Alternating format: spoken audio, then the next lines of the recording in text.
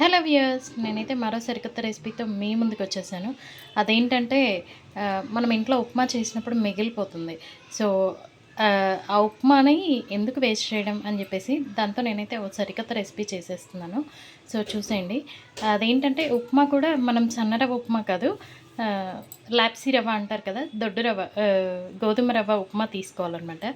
So, ఆ గోధుమ రవ్వ ఉప్మా మిగిలినప్పుడు దాంట్లో కొంచెం పూరి పిండి, లేదు అంటే గోధుమ పిండి వేసేసుకోవాలి. కొంచెం గోధుమ పిండి అయితే వేసేసాను. అలాగే కొంచెం కారం, కొంచెం ఉప్పు, కొత్తిమీర, కరివేపాకు, ఒక చిన్న ఆనియన్, ఒక 2, 3 పచ్చిమిర్చి కట్ చేసి వేసేసుకోవాలి. ఉప్మాలో అన్నీ వేస్తాం కాబట్టి అన్నీ లిమిటెడ్ సైజులోనే వేస్తున్నానమాట. సో, ఇలా తీసుకున్న పిండిని కొంచెం వాటర్ పోసి అయితే మనం కలుపుకోవాలండి. వాటర్ అంటే మరీ ఎక్కువగా వేయకూడదు. గారె ఒత్తుకునేలాగా ఉండేటట్టుగా కలుపుకోవాలి. సో, ముందుగా నేనైతే స్టవ్ వెలిగించేసి మూకుడైతే పెట్టేసి ఆయిల్ అయితే పోసేసానండి. సో, చూడండి, నేనైతే ఇలా కలిపేశాను పిండి మొత్తాన్ని. సో, తర్వాత దీన్ని ఒక కవర్ అయితే పెట్టేసుకొని దాని మీద కొంచెం ఆయిల్ వేసుకొని గారెలాగా ఒత్తుకుందాం. సో, చూడండి, నేనైతే కొంచెం పిండి తీసుకొని ఇలా అయితే ప్రెస్ చేసేసుకున్నాను. సో, వీటిని మనం ఇప్పుడు నూనె కాగాక వేయించేసుకుందాము. నూనె అయితే ఆల్మోస్ట్ కాగిపోయింది. సో, ఇప్పుడు అందులో వేసేసుకొని వేయించుకుందాము.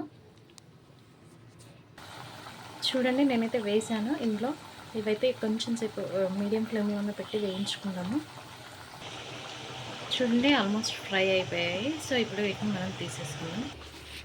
చూడండి, నేనైతే దీన్ని సర్వ్ చేసుకున్నాను. టేస్ట్ అయితే అద్దరిపోతుందండి. చూడండి ఎంత క్రంచీగా, చూడండి తుంపుతుంటే ఎంత క్రంచీగా ఉన్నాయో. టేస్ట్ కూడా చాలా చాలా బాగుంటుంది. సో, ఇది ఉప్మాతో చేసినట్టు కూడా పిల్లలకు కూడా తెలియదు అసలు.